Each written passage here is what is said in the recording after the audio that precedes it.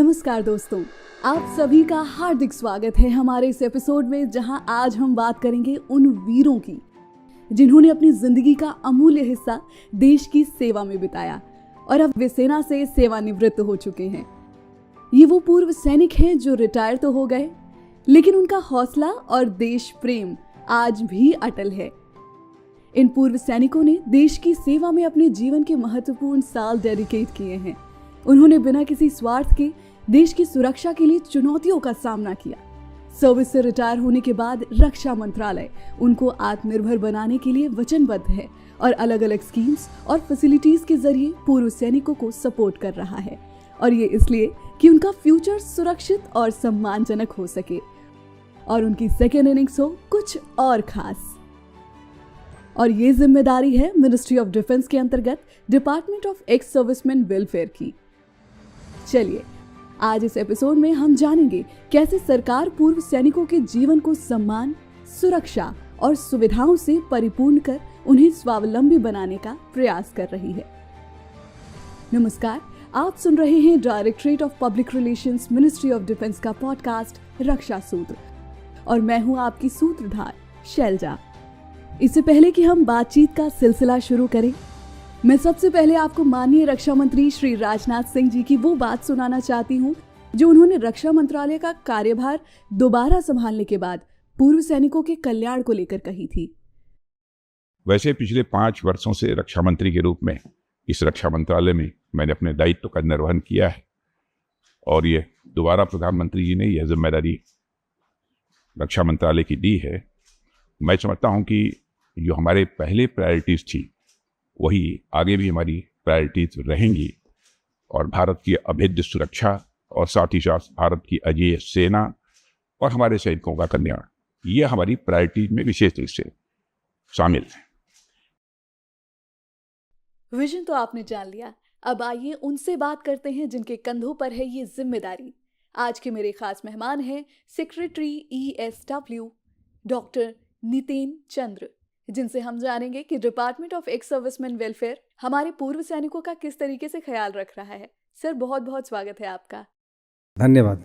सबसे पहले मैं अपने लिसनर्स को ये बताना चाहूंगी कि भूतपूर्व सैनिक कल्याण विभाग, जिसे हम DESW के नाम से जानते हैं, 2004 में स्थापित किया गया। इसका मेन ऑब्जेक्टिव है सेना से रिटायर्ड सैनिकों, उनके परिवारों, वीर नारियों और आश्रितों की देखभाल करना। रक्षा मंत्रालय के अंतर्गत आने वाला ये विभाग सुनिश्चित करता है कि हमारे वीर सैनिकों का सेवा समाप्ति के बाद न सम्मान कम हो और न ही स्वावलंबन। ये विभाग पेंशन, पुनर्वास यानी रीसेटलमेंट और पूर्व सैनिकों के कल्याण से जुड़े सभी पहलुओं पर अपनी नजर रखता है और समस्याओं का समाधान करता है। हमारे पूर्व सैनिकों को उनकी लाइफ के बेहद इंपॉर्टेंट ट्रांजिशन, यानी कि उनकी आर्मी लाइफ से सिविलियन लाइफ में लाने के ट्रांजिशन को सुगम बनाने में इस विभाग की महत्वपूर्ण भूमिका है। सर, सबसे पहले हमारे लिसनर्स को बताएं कि इस विभाग की मुख्य जिम्मेदारियां क्या हैं और हमारे पूर्व सैनिकों के लिए ये कौन कौन सी योजनाएं लेकर आता है। बहुत बहुत धन्यवाद आपको, आपने मौका दिया है इस बहुत ही महत्वपूर्ण संप्रसारण कार्यक्रम जो आप कर रहे हैं, जिसमें कि इतने बड़े देश भारतवर्ष की डिफेंस मंत्रालय, उसका एक हिस्सा है पूर्व सैनिक कल्याण विभाग। उसकी कहानी समझाने के लिए लोगों को, सब कोई जानते हैं, ये सर्वविदित भी है कि हर देश में सेना होती है उसकी सुरक्षा के लिए, सामरिक सुरक्षा के लिए। हमारे देश में भी है, बहुत बड़ी सेना है। सेना को हमेशा चुस्त दुरुस्त रहना होता है।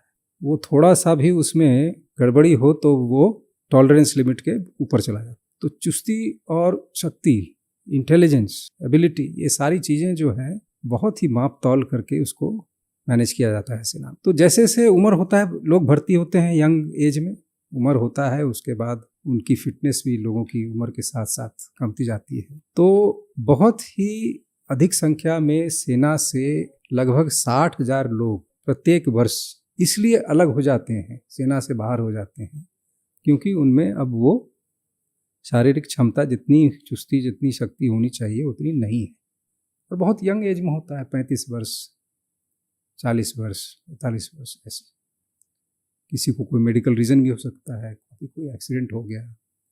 तो इस कारण से बहुत ही अधिक संख्या, मैंने कहा 60,000, लगभग 60-65,000 लोग प्रत्येक वर्ष सेना से डिवोर्ड हो जाते हैं, उनको रिलीज़ किया जाता है। तो फिर वो उसका तो उस समय परिवार होता है, उसके बच्चे बड़े हो रहे होते हैं, उनकी शिक्षा का व्यवस्था है, उनके घर में बुजुर्ग भी हो सकते हैं, उनका भी देखभाल करना है।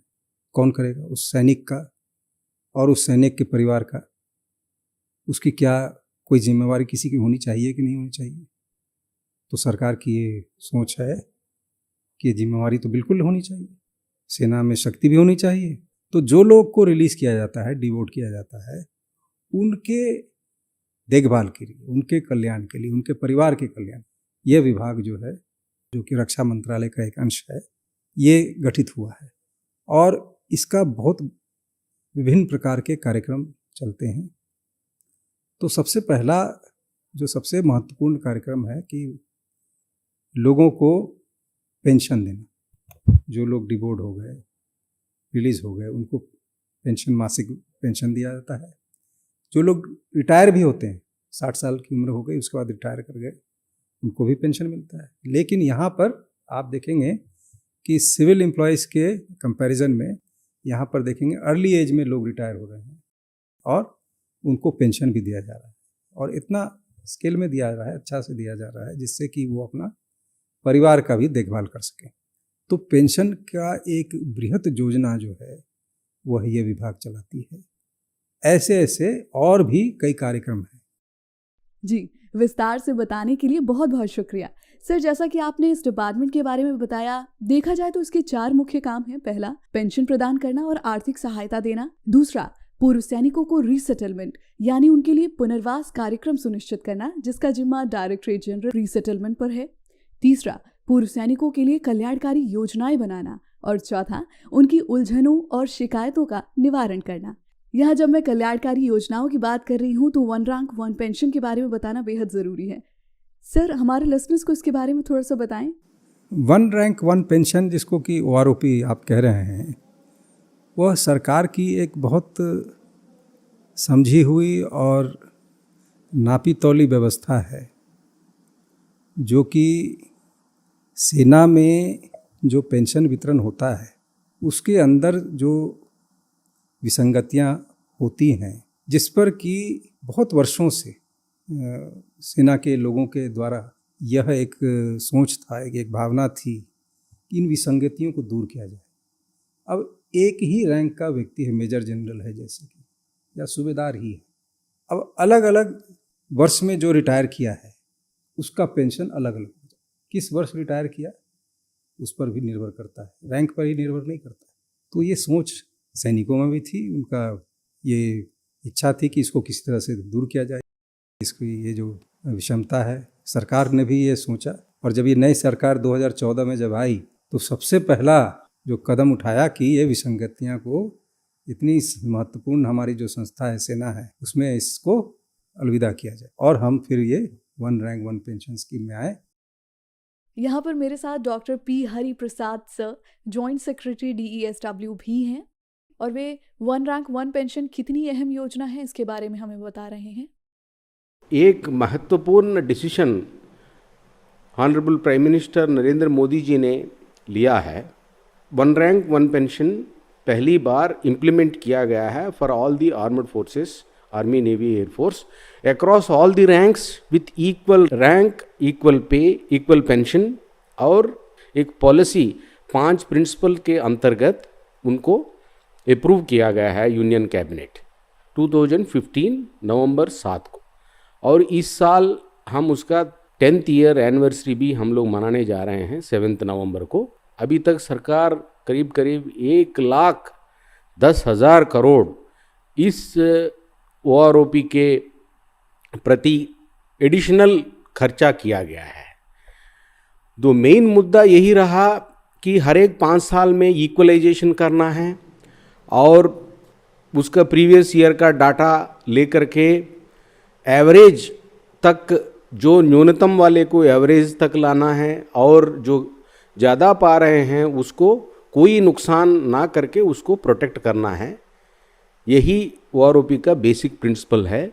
और ये कुछ एसोसिएशन जो हैं अपना प्राइवेटली गए हैं ऑनरेबल सुप्रीम कोर्ट तक, और ये महत्वपूर्ण पॉलिसी को 3 member bench of honourable supreme court upheld भी किया गया है कि ये पॉलिसी में ना आर्बिट्ररीनेस है, ना कोई भेदभाव नहीं है, और ये पहले जैसे बताया गया है वैसे ही इसको इम्प्लीमेंट भी किया गया है। किसी से भेदभाव नहीं किया है, जो पॉलिसी में लिखा गया है उसी का अंतर्गत इसको इम्प्लीमेंट किया गया है। जी नितिन सर, मैं फिर से आपकी ओर रुख करूंगी। अब बात करेंगे पूर्व सैनिकों के रिटायरमेंट के बाद की जिंदगी की। तो रक्षा मंत्रालय द्वारा पूर्व सैनिकों को आत्मनिर्भर बनाने की कवायद की जाती है। जैसा कि मैंने पहले भी बताया, डायरेक्टरेट जनरल रीसेटलमेंट पूर्व सैनिकों के लिए टाइम टू टाइम बहुत सी वर्कशॉप्स और स्किल डेवलपमेंट सेशंस को भी आयोजित करता है। इसका मेन उद्देश्य होता है कि पूर्व सैनिकों को नई टेक्नोलॉजीज और इंडस्ट्री की जरूरतों के हिसाब से ट्रेन कर उनका स्किल डेवलपमेंट किया जा सके। इन प्रोग्राम्स के जरिए उन्हें एम्प्लॉयमेंट अपॉर्चुनिटीज मिलती है और वे आत्मनिर्भर बन सकते हैं। ये इनिशिएटिव्स उन्हें न सिर्फ जॉब मार्केट में बेहतर अवसरों के लिए कॉम्पिटिटिव बनाते हैं, बल्कि उनके आर्मी लाइफ से सिविलियन लाइफ में आने के ट्रांजिशन को भी बहुत ही सुगम बनाते हैं, ताकि अपनी सर्विस से रिटायर होने के बाद वो एक सक्सेसफुल सेकेंड इनिंग्स को भी एंजॉय कर सके। सर, मैं चाहूंगी कि आप इसके बारे में थोड़ा विस्तार से बताएं। जी, 60,000 लोग मैंने कहा कि हर साल रिटायर कर पेंशन मिलता, लेकिन उनके पास वो तो नौकरी से बाहर हो गए, तो कोई व्यवसाय नहीं, कोई व्यवस्था। तो सरकार की ये सोच है कि भाई के द्वारा कुछ कंट्रीब्यूशन भी होनी चाहिए नेशनल इकोनॉमी में, सिविल सोसाइटी में, और इनका भी सेटलमेंट हो। तो रिसेटलमेंट के लिए एक अलग से डेडिकेटेड संस्था है जिसको कि डायरेक्टर जनरल ऑफ रिसेटलमेंट कहा जाता है, और उसको एक बहुत ही सीनियर ऑफिसर हेड करते हैं, और उनकी 5 जोनल ऑफिसेज हैं पूरे देश में। बहुत अधिक संख्या में, देखिए आज के ज़माने में जैसे बैंक्स हैं, यूनिवर्सिटीज़ हैं, कॉलेजेस हैं और हॉस्पिटल्स हैं, आपके बहुत सारे पब्लिक सेक्टर ऑर्गेनाइजेशंस हैं, PSUs हैं। इन बहुत सारे संस्थाओं में सिक्योरिटी गार्ड्स की आवश्यकता होती है, और सभी संस्थाओं की इच्छा है कि अगर उनके सिक्योरिटी गार्ड किसी एक्स सर्विसमैन के द्वारा भर दिया जाए तो उनको बहुत ही लाभ मिले। कि हम फिर क्या करते हैं कि एक्स सर्विसमैन जो हमारे हैं, हमारे देश में 22-23 लाख में, उन सब के बीच में हम लोग ये मैसेज पहुंचाते हैं कि जो भी इस तरह की नौकरी करने की इच्छा रखता हो वो अपना एप्लीकेशन देता है, वेबसाइट्स के माध्यम से ये सारा किया जाता है, एकदम पेपरलेस। और उसमें हम लगभग हर साल लगभग 35-40 हज़ार व्यक्तियों को हम सिक्योरिटी गार्ड के रूप में हम लोग लगा देते हैं, और इसकी अभी डिमांड बढ़ती चली जा रही है। तो बड़ा अच्छा है कि एक तरह से एम्प्लॉयमेंट अपॉर्चुनिटी सेकेंड इनिंग की जो बात की जा रही है वो मिलता है। मिल्क बूथ है, आप देखते होंगे शहर के अंदर बहुत सारे मिल्क बूथ हैं, उसमें भी हम लोग एक्स सर्विसमैन को हम लोग देते हैं। पेट्रोल पंप है, CNG गैस स्टेशन है, उसमें भी हम लोग हमारे जो डायरेक्टर जनरल रिसेटलमेंट है उनके माध्यम से देते हैं। कोल माइंस है, कोल माइंस के अंदर जो कोयला का खदान है, उस खदान से कोयला को निकाल करके ट्रक में डाल करके फिर उसको जो है रेलवे साइडिंग के ऊपर लाना, वैगन में लोड करना, ये सारा व्यवस्था भी जो कॉन्ट्रैक्ट के माध्यम से होता है। तो जो कोल कंपनीज है प्राइवेट कॉन्ट्रैक्टर्स को देते हैं, प्लस हमारी ESM की कंपनीज हैं, हमने ESM की कंपनीज बनाई और उन कंपनीज को हम लोग कोल कंपनी के साथ MOUs वगैरह करके उनको हम ये काम वगैरह देते हैं। तो उसमें बहुत अच्छा उनका व्यवसाय चलता है। सर, हम जॉब फेयर्स की भी बात करें, टेक्नोलॉजी एडवांसमेंट की भी बात करें, क्योंकि जिस तरीके से आप ट्रेनिंग दे रहे हैं एक्स सर्विसमैन को, वो आज के दौर में जुड़ने के लिए बहुत ही बेहतरी का काम कर रहे हैं। तो उसके बारे में आप बताएं कि मॉडर्नाइजेशन, टेक्नोलॉजी, आप किस तरीके से उन्हें ट्रेन कर रहे हैं, इस बारे में भी अगर आप थोड़ा सा बताएं। ये बहुत अच्छा सवाल है। आज का युग जो है टेक्नोलॉजी, मॉडर्न टेक्नोलॉजी का युग है, और जो टेक्नोलॉजी के रेस में पीछे रह गया वो पिछड़ा ही रह जाता है, वो आगे नहीं बढ़ पाता। बहुत ज़रूरी है कि सभी व्यक्तियों का टेक्नोलॉजिकल नॉलेज का अपग्रेडेशन होता रहे और कंटिन्यूस होता रहे, कंटिन्यूस लर्निंग प्रोसेस। इसका कभी अंत नहीं है, क्योंकि टेक्नोलॉजी में लीप्स होते हैं। और हम लोगों ने क्या किया है कि जो हमारे एक्स सर्विसमैन हैं उसमें कुछ कमीशन्ड ऑफिसर्स हैं, कुछ जो अदर रैंक्स एक्स सर्विसमैन हैं, तो दोनों कैटेगरी के लोगों के अच्छे संस्थाओं के द्वारा जो हाई टेक्नोलॉजी मैनेजमेंट इंस्टीट्यूट्स वगैरह हैं, ये संस्थाओं के साथ हमारा साझा होता है, MOUs होते हैं। और उसमें हम स्पॉन्सर करते हैं इन एक्स सर्विसमैन को। वहाँ पर 6 महीने का कोर्स है, 3 महीने का कोर्स है, 1 साल का कोर्स है, और उसका पैसा भी हम उसमें हम लोग उसको स्पॉन्सर करके हम लोग देते हैं। और जितनी प्रकार की ट्रेनिंग्स हमारे जो हैं उनके चॉइस के अनुसार कोई कोर्स वो करना चाहते हैं तो उन कोर्सेज को भी हम बताते हैं।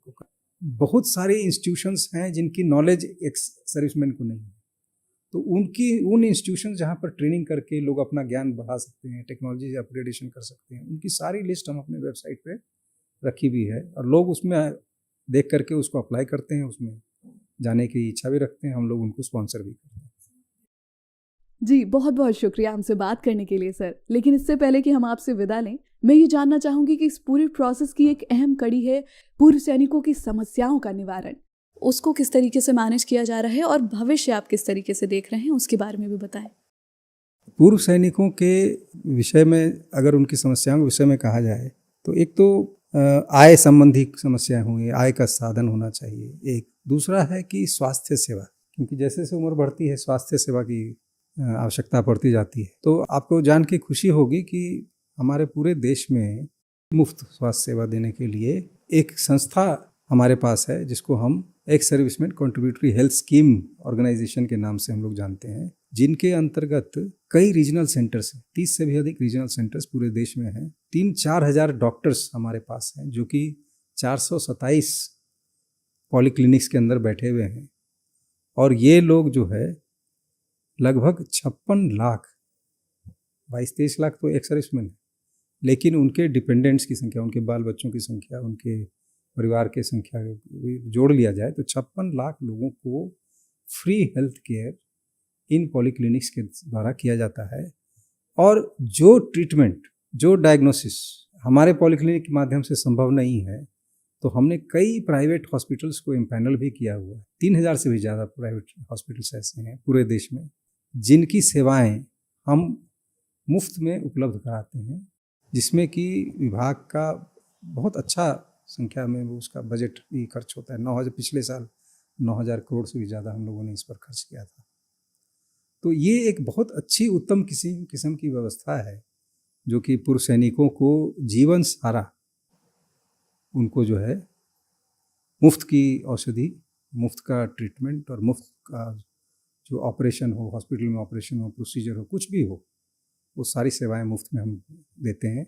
और इस बार हमने एक नया इनिशिएटिव लिया है कि उनको हम जो औषधि देते हैं वो पॉलीक्लिनिक में आके लेते हैं, हम उनको डोर डिलीवरी के माध्यम से भी हम लोग उसको पहुंचाने की हम लोगों ने योजना रखी है। इस बार जॉब फेयर के बारे में आप कह रहे थे, तो हम लोग हर राज्यों में कोशिश करते हैं कि एक एक जॉब फेयर हम लोग करें, जहाँ पर कि प्राइवेट कॉरपोरेट्स को हम लोग आमंत्रण करते हैं और उनके माध्यम से, क्योंकि उनकी भी रिक्वायरमेंट होती है कि एक्स सर्विसमैन कैटेगरी के लोग उनके कंपनीज़ में रहें, तो उनके माध्यम से कई वैकेंसीज भी निकलती हैं और प्रत्येक जॉब फेयर में लगभग 1,500 से 2,000 नौकरियां जो है की व्यवस्था हो पाती है। और उसमें 50-60 कंपनीज हैं जो कि ज्वाइन करती हैं जॉब फेयर में।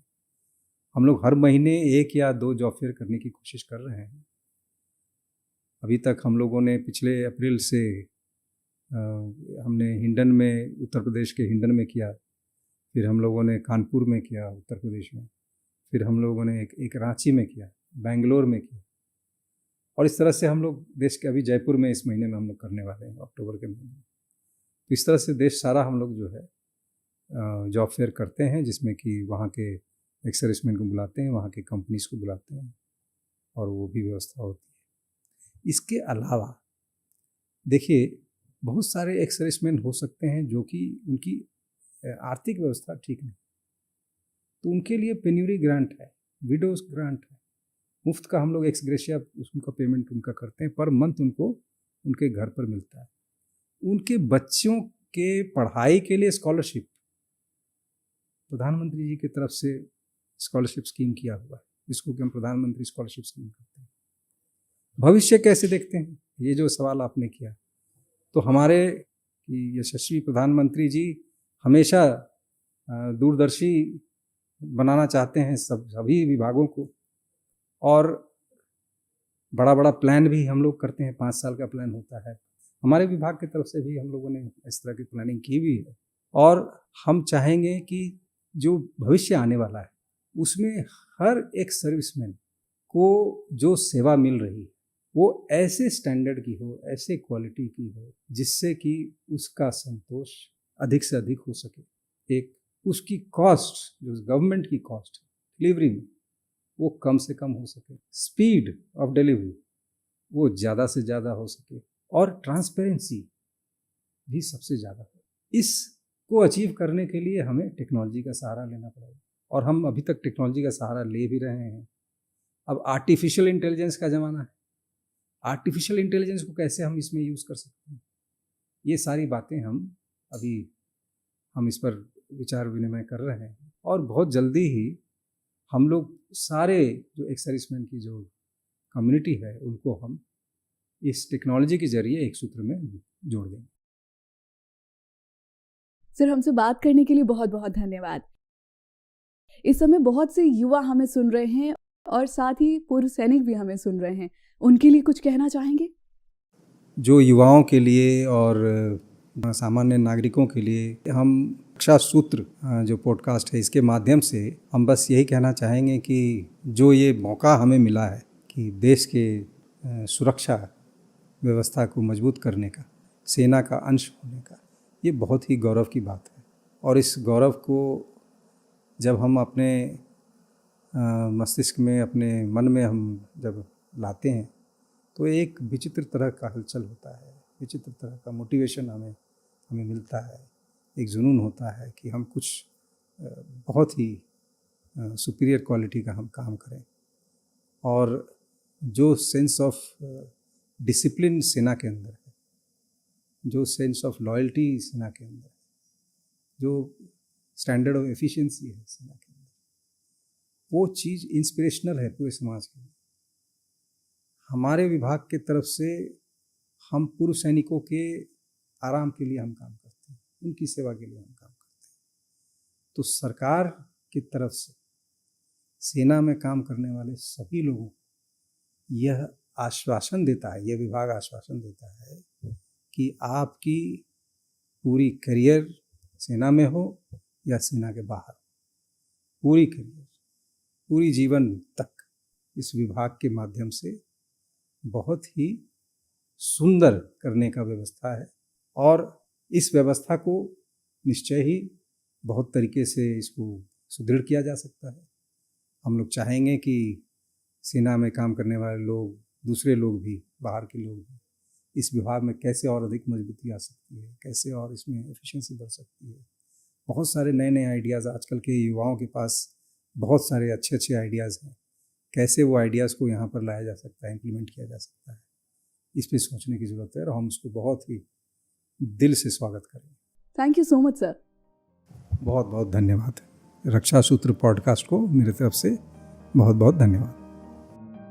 दोस्तों, आज इस एपिसोड के माध्यम से हमने उन वीर पूर्व सैनिकों की सेकेंड इनिंग्स को बेहतर बनाने के बारे में जाना, जो अपनी सर्विस के दौरान देश की सीमाओं पर एक प्रहरी की तरह खड़े रहे, जो त्याग और बलिदान के जीवंत प्रतीक हैं, जिनका साहस उन लहरों जैसा है जो कभी ठहरती नहीं है, चाहे समंदर में कितनी भी उथल पुथल क्यों ना हो।